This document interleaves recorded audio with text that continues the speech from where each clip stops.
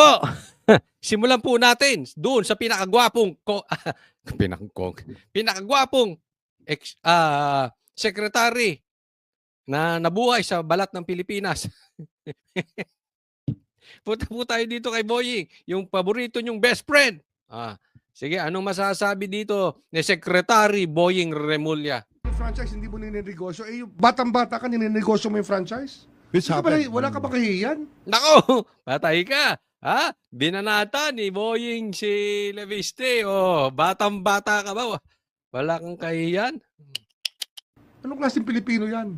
Maanghang ang tirada ni Ombudsman Jesus Crispin Remulla kay Batangas 1st District Representative Leandro Leviste. Sa kanyang radio program kaninang umaga, sabi ni Remulla, iniimbestigahan na ang anyay pagbenta at paglipat ni Leviste sa prangkisa na nakuha ng kumpanya nito sa sektor ng solar energy na hindi anya inaprubahan ng Kongreso. Walang consent ang Congress sa transfer ng franchise na yan.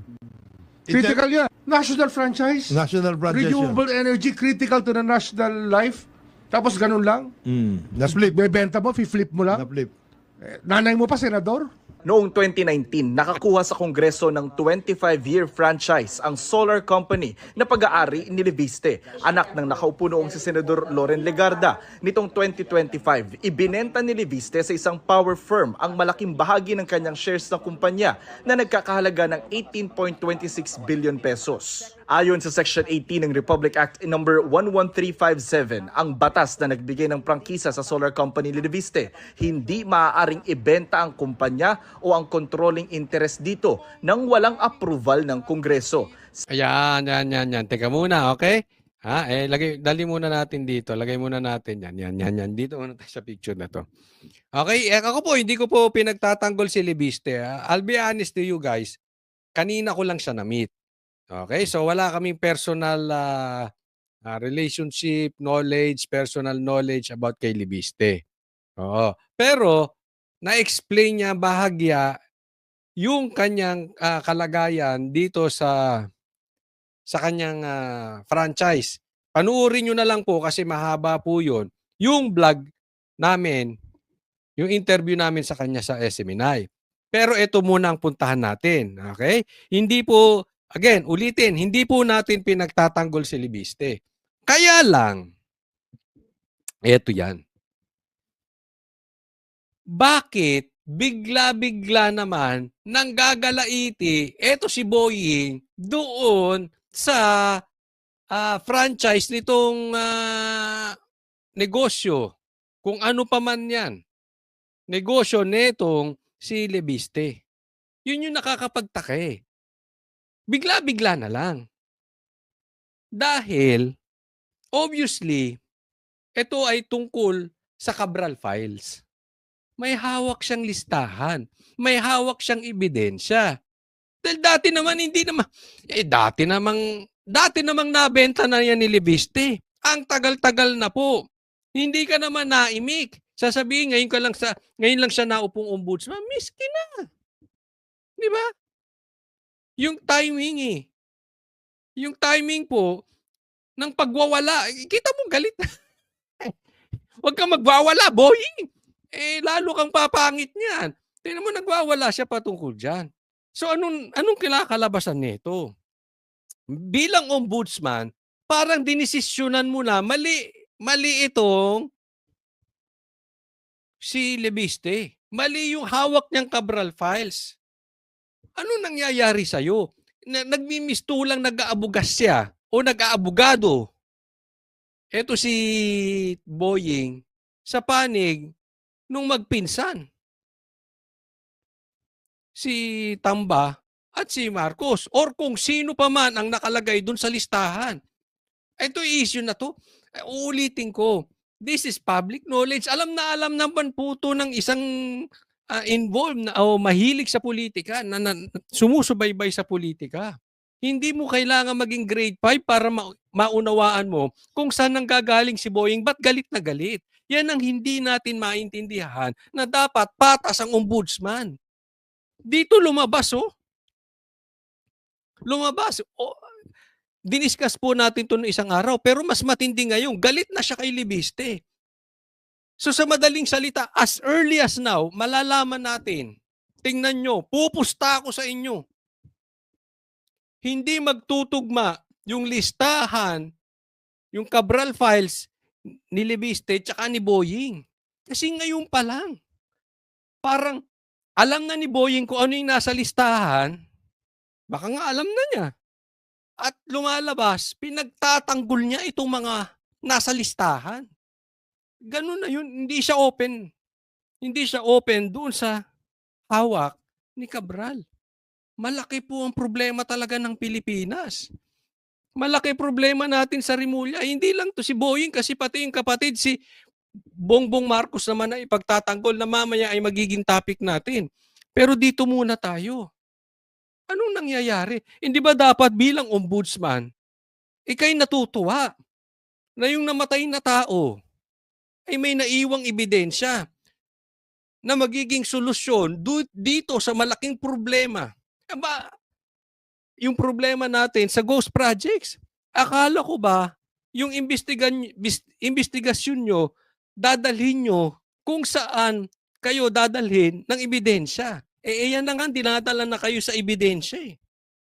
Alam mo kung ano sinabi sa amin ni Libiste kanina? Off-cam? Paiba-iba sila ng sinasabi, including to si Vince Dizon. Kaya nga ako, tinanong ko diretsahan. Malinis ba si Vince Dizon? Ganun as simple as that. Tinanong kung malinis ba yan? Kasi ang tingin ng tao dyan, bago nilagay sa DPWH yan, malinis yan. Parang nagagalit sila, anong nangyayari kay Vince Dizon? Tinanong ko. At sinagot naman. Sinagot naman ni Libiste. Panuurin nyo. Dahil, yung dun sa vlog ko, dun niya sinagot ng kompleto. Pero sagot niya sa akin, naiipit si Libiste. Ay, naiipit si Vince Dizon. Ba't tayo niya magsalita? Wala siyang magagawa eh.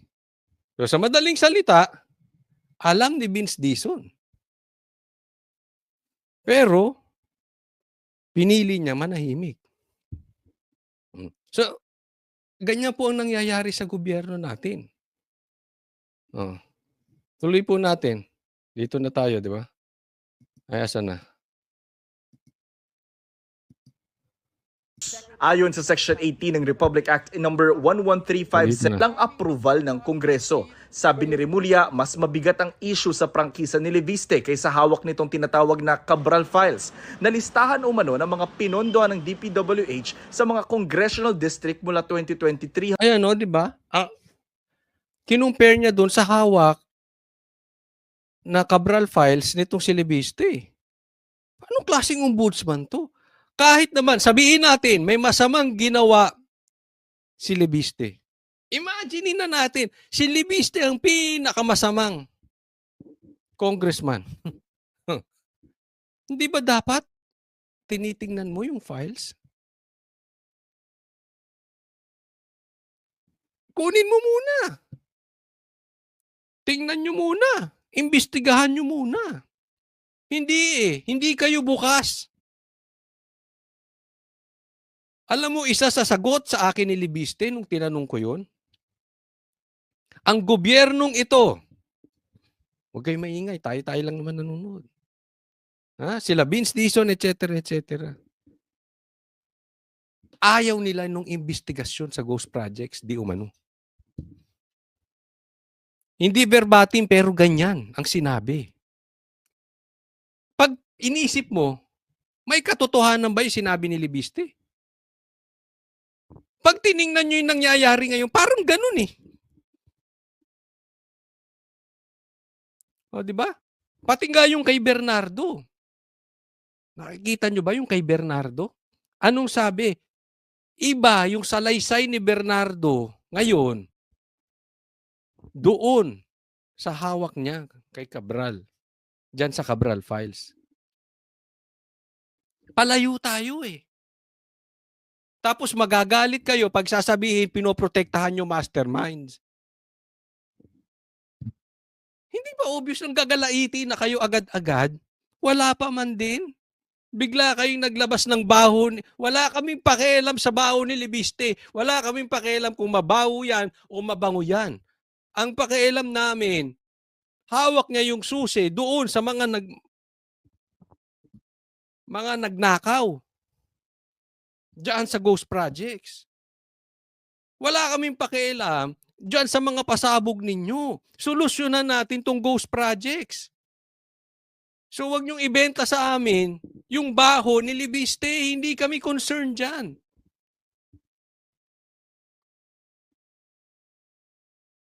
Doon tayo sa totoong issue.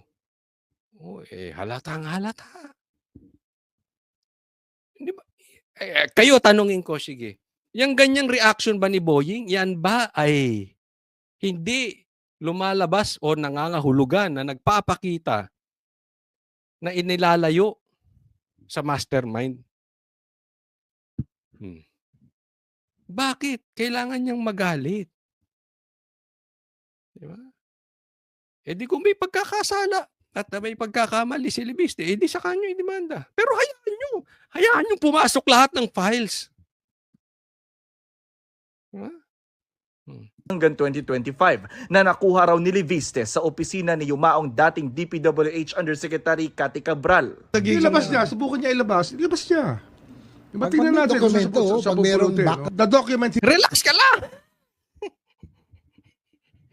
Di ilabas niya. Subukan niyang ilabas. Uy, ba't nang nagkalaiti ka? Talagang ilalabas na yan. Mamaya explain ko. Meron siyang sinabi, talagang ilalabas niya. Papatunayan ko mamaya. Ha? Oo. So, relax lang. Alam mo yung sinabi niya sa amin, bakit hindi niya pa inaano? Nilalabas lahat? Inaantay kayo. Anong magiging reaction?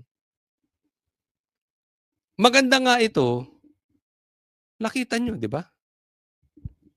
Nakita nyo anong reaction ni Vince Dizon? Pagpalit-palit. Nakita nyo kung anong reaction ni Boying? Pagalit-galit. Di ba? Kaya nga, ang dali i-predict eh. Pag nilabas yan ni sasabihin mali. Ito yung totoong listahan. Di ba? Ganyan na sasabihin yan. Kitang-kita ngayon pa lang. he got when Cabral was alive is not the same document as when she is dead already. Because there's nobody to authenticate it. This is Yan. Congressman Leandro. Irrelevant na yun. Si Elian, Irrelevant na yun. Oo. Irrelevant si, na yun. Ay, naku, excuse me po. Iba na daw yung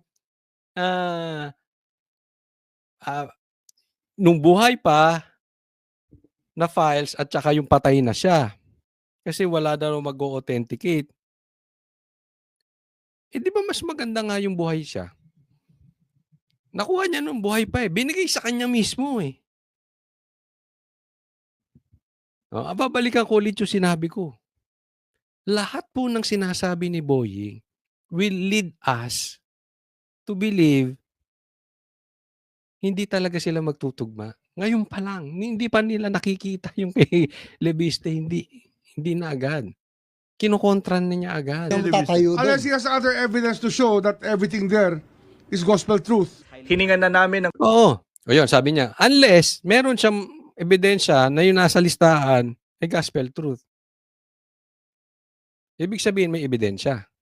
Meron. Yan ang tanong namin sa kanya. Meron ba? Alam daw nila Vince Dizon yun. Alam daw ng DPWH yun. Meron silang kopya nun. At hindi lang daw DPWH ang may kopya nun. Marami pang magkopya. Kaya nga, ang tanong ko, anong mangyayari sa atin kung magkaiba yung listahan mo, yung files mo, at magkaiba yung listahan ni Boying? Alam mo, sagot niya. Tanungin na lang natin yung tao kung sino mas papaniwalaan nila, si Boying o ako. Patay na. Kayo, ewan ko sa inyo. But ako, hindi ko kakilala itong mama na ito. Ha? Hindi ko rin naman personal kilala si Boying. Pero nakikita naman natin, kung between the two, kung sino mas kapanipaniwala, kayo muna, sige, sagutin nyo. Sa tingin nyo, sino ang mas kapani-paniwala? Si Libiste, si Boying?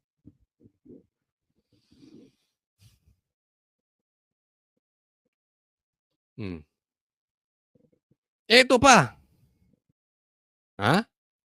Meron daw nasa listahan 5 incumbent secretary. Naku, matindi itong kaya naman, todo kontra kay Libiste. Ha? Oh. So, hindi lang congressman, hindi lang mga congressmen, pati secretary. Oh, kumikitang kabuhayan, no? Kaya aantayin natin, ha? Kalma lang, ha? Oo, pero sa mga darating na panahon, alam natin, babakbakan nito. Babakbakan to si Libiste dahil malalagay sa liwanag yung mga madidilim. Mabubuking sila. Oh, imaginein mo, pati secretary, executive department, tao ni Bongbong directly. Kung nasa listahan, itong 5 secretary, imposible namang wala ang OP. Doon kanina sa interview namin, nabanggit ang OP. OP. Anong ibig sabihin ng OP? Kayo na, ilagay nyo dyan. So, damay-damay na yan. Hindi pwedeng secretary lang. Nandiyan ang OP. Diba? Matindi ito.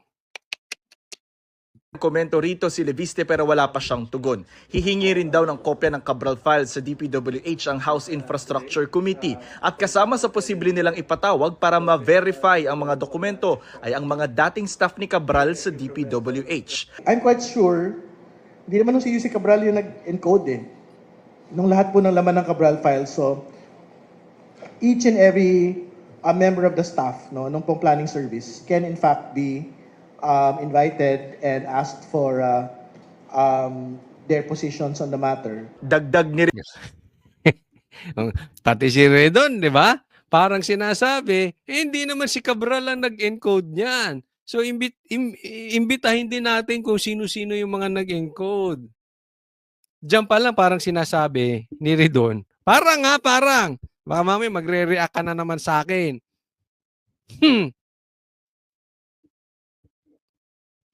Parang niya sinasabi, hindi naman lahat ng nasa files ni Libiste na nakuha niya kay Cabral ay totoo. Defensive ka, Teng. Ha? Ang aga-aga nyo maging defensive. Wala pang lumalabas na pangalan. Naku, triggered ang mga animal. Ang daming mga buhayang matitrigger lalo. Antay-antayin nyo lang kasi, syempre, kung ikaw ang nagnakaw, hindi ka naman nagnakaw na 10 piso o 10 milyon. Wala namang siguro magnanakaw lang ng 10 milyon dyan. Imposibleng hindi mo alam na nagnakaw ka. Kaya natatakot. Ang daming nagre-react. Baka nasa listahan sila. Dahil di pa nila nakikita. Kaya nga gusto nilang palabasin yung listahan para makita na nila once and for all andun sila. Di ba? Ngayon pa lang, binibiyak na si Leviste. Nung mga siguro, posibleng nasa listahan. Kakatawa itong mga to. Alam mo, marami doon nag-a-absent dyan, ha? Ito, binanggit din ni Libiste para doon sa mga hindi kaya napakaganda, mapanood nyo po yun. Nandito po sa vlog ko, Coach Oli News PH sa YouTube at Coach Oli News PH 2. Nasa 2 na po tayo sa Facebook kasi lintik yung sinashadowban tayo. Nandoon po, panoorin nyo. Tinanong ko to si Ridon. Kasi sabi ni Libiste, marami daw nag-a-absent na mga congressman. Parang pinahiwatig niya na itong si Tambi, pala absent. Yung iba, lumalabas na lang pag budgetan na. So, tinanong ko ngayon, si Ridon, Pala pasok ba 'to o pala absent? Sabi niya, masipag yan, masipag. Oo, sabi ni Libis. Masipag yan, masipag. Anong masipag? Masipag pumasok? Hindi. Masipag sa presscon. Kaya lumalaki butas ng ilong nito, animal. Ay, sus! Anak kaya ito ni Boying? Kasi, yun ang Mr. Presscon eh. Di ba, nakakita na ba kayo ng ombudsman mga ganyan? Nakita na kayo ng sino sa balat ng Pilipinas ang pinakamalakas magpa-presscon na SOJ? Tapos ngayon, ombudsman pa. Sino lalo sa ombudsman ang hilig lalo ito si Ridon. Ha? Pati yung pagkumpiska ng lisensya, pinakialaman. Anyway, ayan na natin yun. Dito tayo sa Cabral Files. Oo, ang sipag mo daw. Ha? Ano to eh. Hindi ko sinasabing fame whore siya. Pero ang punto ko lang, ang sinasabi dito, parang makikita mo talaga sino yung mga epalitiko. Doon, agad-agad nang babalik ang investigasyon ng Komite sa Anomalya sa Flood Control Projects sakaling buwagin na ng tuluyan ng Independent Commission for Infrastructure. Para sa GMA Integrated. Bakit ba galit na galit kayo sa mga nag-iimbista sa flood control? Ito, Kami ang boses ng masa, hindi natatakot. Katotohanan lang, di kami nalulunod. Walang bahid ng sismis, lahat ay totoo. Kahit sino ka pa, pag mali ka babanatan ka. Walang pinipili kulay, wala kaming kinikilingan. Basta para sa bayan, kami lalaban. Pag tama palakpakan, pag mali banatan. Di matitinag, di matatakot, para sa bayan tuloy ang sigaw. Sa harap ng kamera, walang halong takot. Mga baluktot, lahat kayo'y tutumba. Ang hustisya at totoo, yun lang ang mahalaga. Kahit sinong harang, di kami matitinag. Walang pinipiling kulay, wala kaming kinikilingan. Basta para sa bayan, kami lalaban. Pag tama palakpakan, pag mali banatan. Di matitinag, di matatakot, para sa bayan tuloy ang sigaw. Kung nasa tama ka, ikaw ay aming kasama. Pero pag mali ka, handa ka na bang mabasag? Banateros kami, walang inuunan. Dahil bayan muna, bago ang sarili.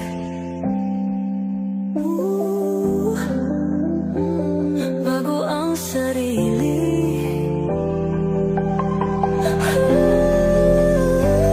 Pag tama palakpakan, pag mali banatan. Banateros ang sigaw, katotohanan ang